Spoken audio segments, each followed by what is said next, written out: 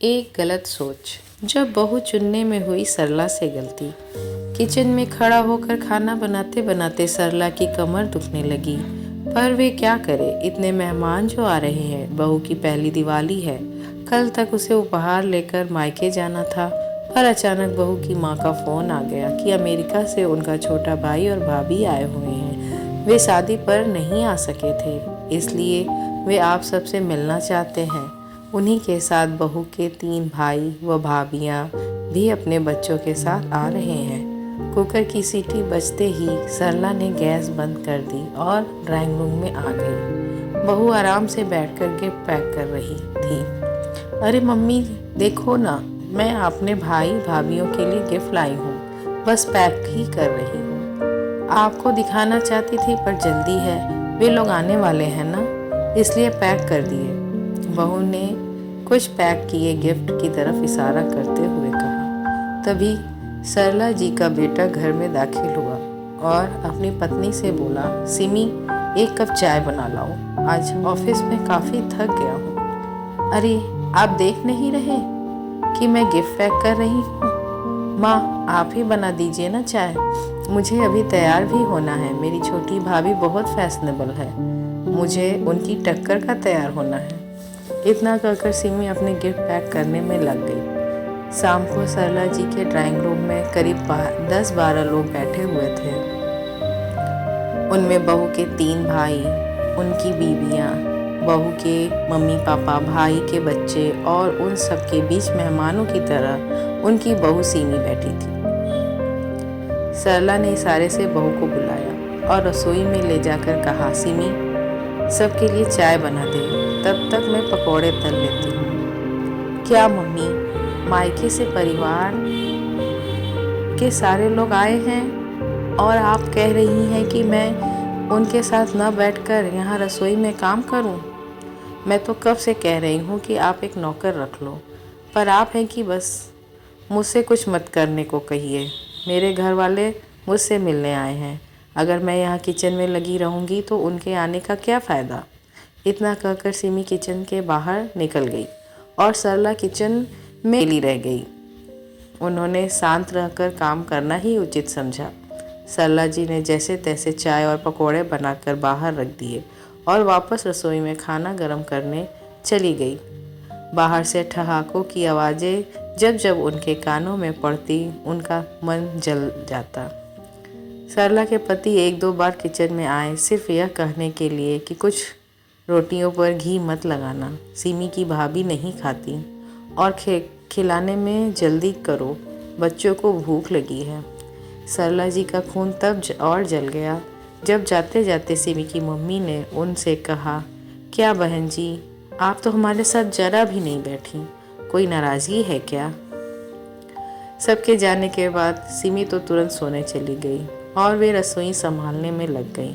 अगले दिन सरला जी का मन हुआ कि वे पति और बेटे से बीती शाम की स्थिति का चर्चा करें, पर दोनों ही जल्दी ऑफिस चले गए। 2 दिन बाद फिर सिमी की एक भाभी घर आ गई और उसको अपने साथ शॉपिंग ले गई। शादी के बाद यह सिलसिला अनवरत चल रहा था।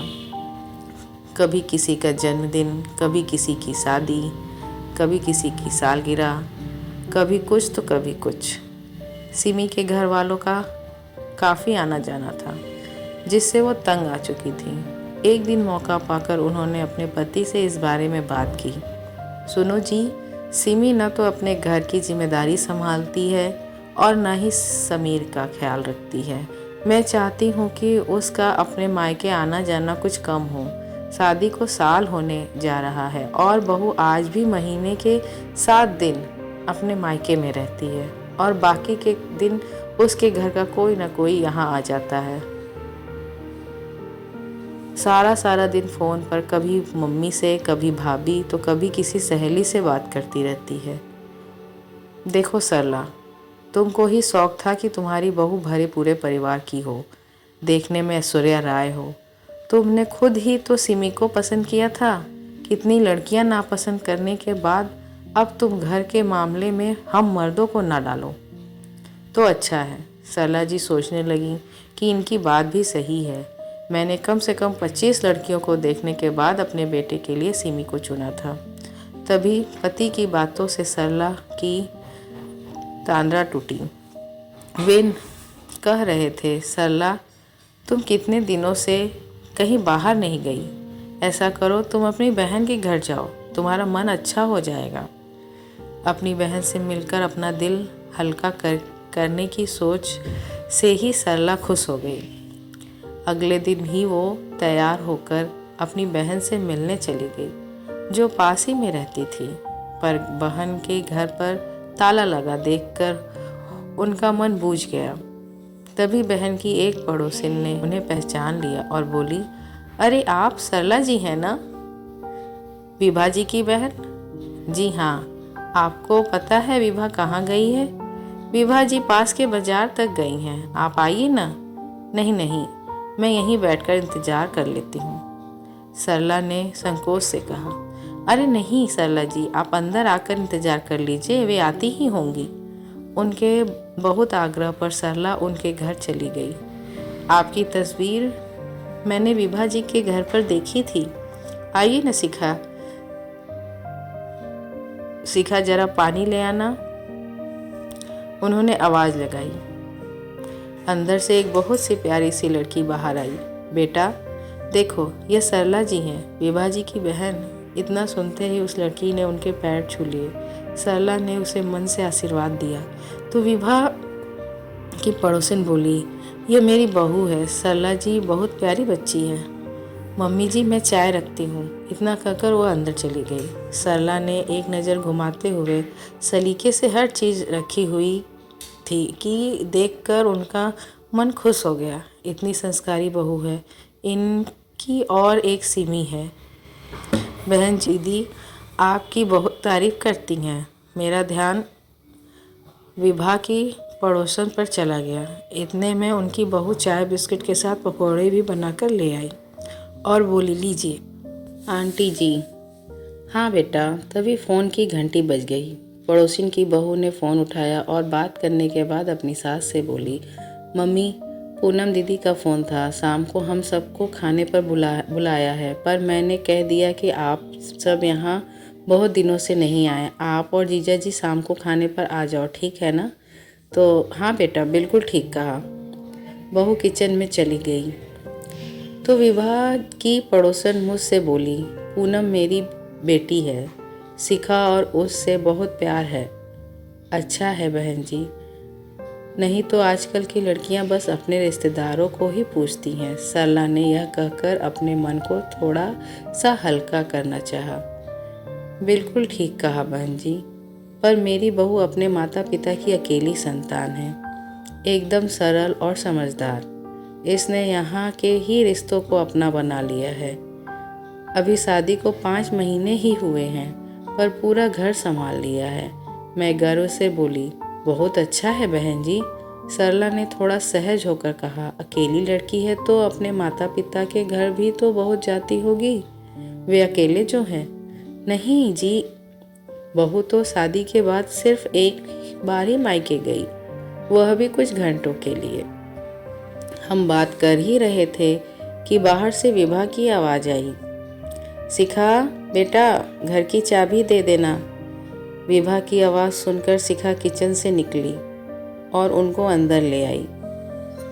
शिखा ने खाने के लिए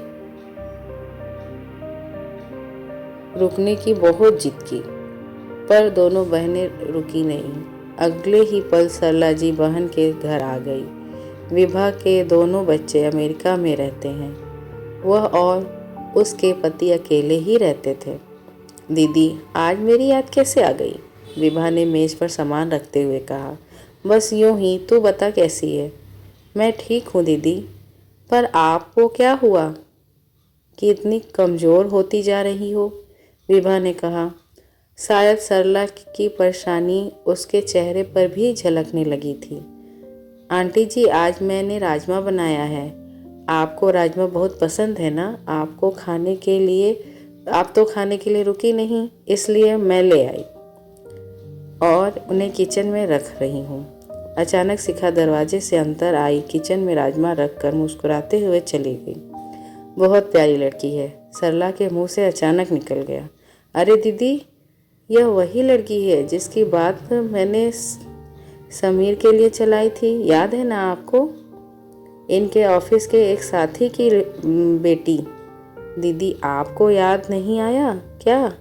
विभा ने सरला की याददाश्त पर जोर डालने को कहा। अरे दीदी, जिसकी फोटो भी मैंने मंगवा ली थी, पर इसका कोई भाई नहीं था, अकेली बेटी थी, इसलिए आपने फोटो तक नहीं देखा। विभा की बात से सरला को ध्यान आया कि विभा ने उनसे एक लड़की के बारे में कहा था, पर उन्होंने कहा था कि जिस घर में बेटा नहीं उस घर की लड़की नहीं आएगी मेरे घर में, क्योंकि माता पिता कब तक रहेंगे, भाइयों से ही तो मायका होता है, तीज त्योहार पर भाई ही तो आता है। यही कहकर उन्होंने फोटो तक नहीं देखी थी। दीदी, इस लड़की की फोटो हमारे घर पर पड़ी थी। श्रीमती वर्मा ने देखी तो उनको लड़की पसंद आ गई और वह आज उनकी बहू है। बहुत गुणी है शिखा, अपने घर के साथ साथ हम पति पत्नी का भी खूब ध्यान रखती है। आओ चलो दीदी, हम खाना खा लेते हैं। राजमा के स्वाद में शिखा का एक और गुण झलक रहा था। घर वापस आते समय सरला जी को अपनी गलती का एहसास हो रहा था कि लड़की के गुणों को अनदेखा करके उन्होंने भाई न होने के दकियानूसी विचार को आधार बनाकर शिखा की फोटो तक देखना पसंद नहीं किया। इस एक चूक की सजा अब उन्हें ताउम्र भुगतनी होगी। आपको ये कहानी कैसी लगी? कमेंट में ज़रूर बताइए। धन्यवाद।